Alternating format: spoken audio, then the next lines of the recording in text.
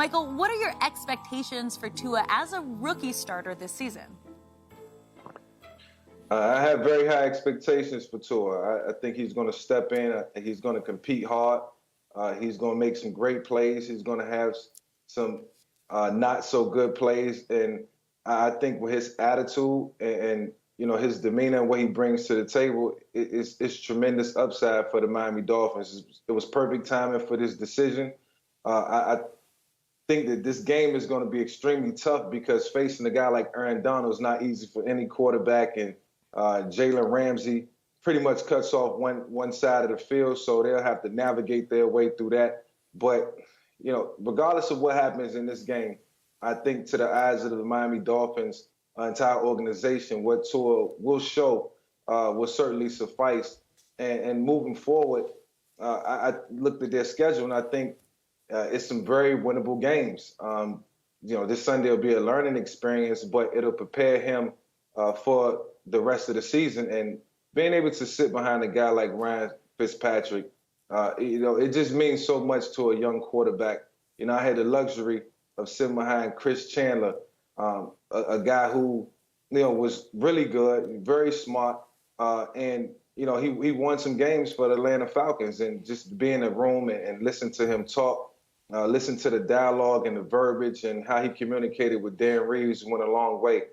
So for Tua to be able to watch Fitzpatrick go out and win some football games, be able to learn from him, learn vicariously, it's going to take him a long way. And this weekend might not be the easiest for him, but it's a game that he'll never forget. But it's also an experience that'll set him up for a lifetime as the Miami Dolphins quarterback. I agree with everything you just said. I think the thing is that he'll validate the accuracy of what you saw at Alabama, and he'll validate why the Miami Dolphins selected him with the 5th pick in the draft. And this is about not just about this game. This is about getting an opportunity to improve week in and week out. And so hopefully by the end of the season, there are 3 wild cards now, Skip. There are 4 divisions, and it looks like the AFC North is going to possibly get 2, maybe even 3 of those teams out of there. So basically it's going to be 1 wild card available. And so we're going to see how that turns out. But when you look at it, and you mentioned, Mike, going against Aaron Donald, going against Jalen Ramsey, I think for because he has some mobility issues, you move him. Let's move the pocket. Let's roll this pocket some. Let's not just drop him back because he can throw from the pocket. But let's not just let Aaron Donald and those guys try and tee off. Let's make them find him, find out where he's going to be, his launching point is. I believe in this young man. The biggest thing for him in his mind is to have one of those defensive linemen, one of those linebackers land on top of him. He get up and man, I'm fine. Man, let's go play some football now. Yep. That's going to be the biggest hurdle that he's going to have to get over, Skip, because he had one of the more serious injuries less than a year ago, and now he's starting a game in the NFL. He's the most accurate quarterback in NCAA history. I expect that to be on full display. Although it might not equate to a win on Sunday, you'll realize why they took him with the 5th pick in the draft.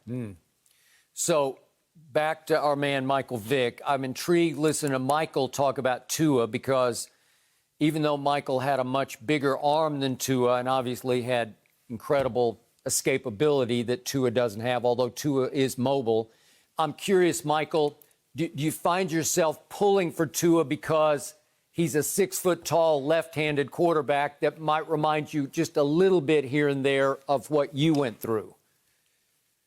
Yeah, I root for him for various reasons. And one, he chose the number 1. I'm glad he didn't stick with the number 13 because the expectations would have been through the roof, knowing that the great Dan Marino was there for so many years. So now it's a new era. 2, he's a lefty.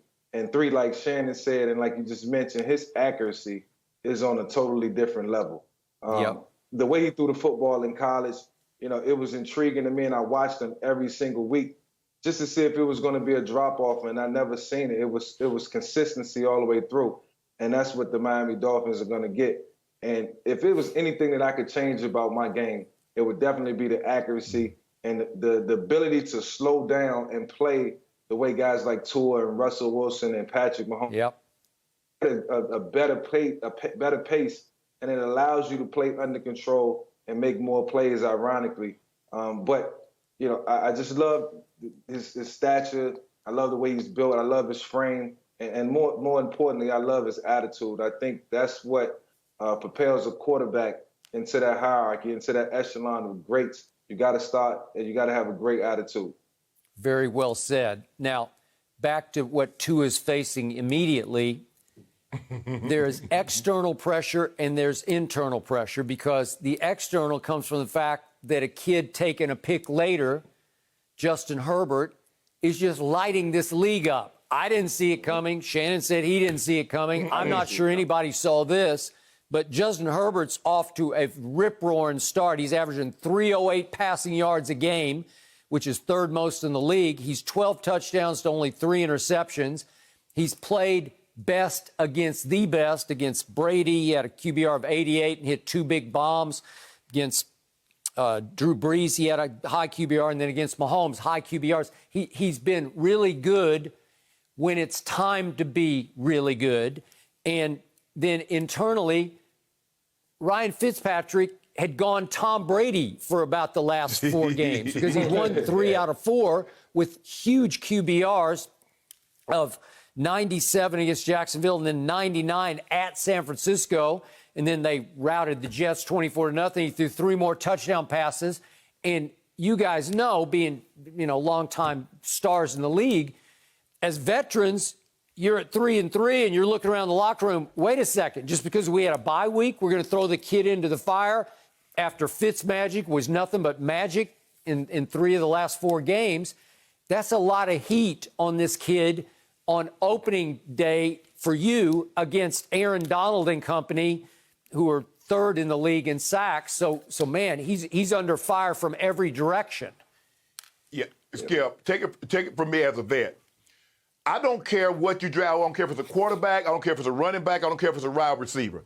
As a veteran, I want the best guy to play. Yep. Now, you keep talking about the future and this before the future. My future is not guaranteed here. I'm talking about right now. This is what I know. I'm going to be here for the remaining of the season. And as you saw what happened in Philadelphia, okay, they wins, but they're building up statues and lighting candles and incense for Nick Foles. So guys don't care nothing about no future, Skip. They care about right now. Right. So there are a lot of guys in that locker room say the way Ryan Fitzpatrick was playing, he deserved to continue to play. 3-3, Skip. Buffalo's 5-2. Now maybe they would or maybe they wouldn't. But guys are like, hold on, that guy playing well. Why would we take him out of the lineup?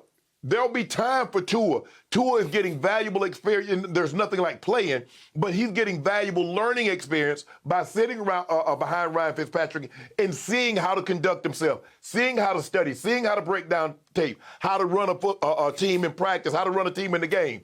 And so as a veteran guy, I'm looking like, man, oh yeah, Tua gonna be good, but Fitz need to be in there right now. Yep.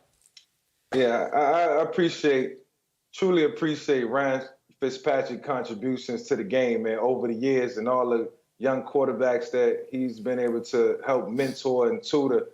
Some worked out better than others, but I think it's just time. 2021 is going to be all about Tua and the Miami Dolphins, and I think Ryan Fitzpatrick understands that. Most importantly, he'll probably be the backup there next year, and the one thing that he can continue to do is continue to help Tua develop as a young quarterback, and that goes without saying, and that'll be a big inspiration for Ryan, I know, and something that he wouldn't mind doing as well, and stepping into the role when needed. But, Michael, wouldn't you agree that fairly quickly Tua is going to have to start living up to Justin Herbert and what he's doing, taking a pick later than Tua?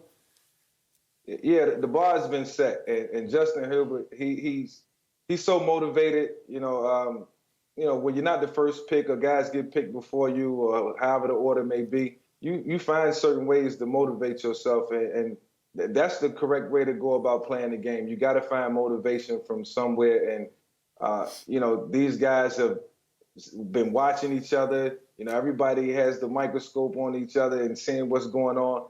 How they're faring, how they're doing, and I know for Tua, he's probably itching to get out there to show what he can do. Yep. For Hubert, he's got a head start in terms of experience. But when I think about rookie quarterbacks after what Matt Ryan and Joe Flacco did, and even Ben Roethlisberger when they was rookies, it's no barrier right now to when they can get out there. I expect guys to go out there and play early and often, And I'm excited that the Miami Dolphins is making this move. It's been far too long that this team didn't have their franchise quarterback. They got him, put him out there and let him gain some experience.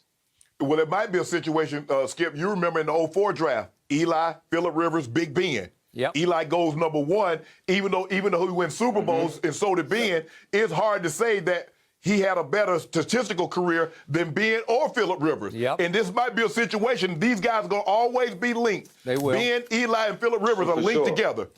Yep, for the next 15 years. Thank you for watching. You can subscribe here to get the latest from the show, and be sure to check out more of the best clips from Undisputed, or go watch a few other segments from our other shows on FS1.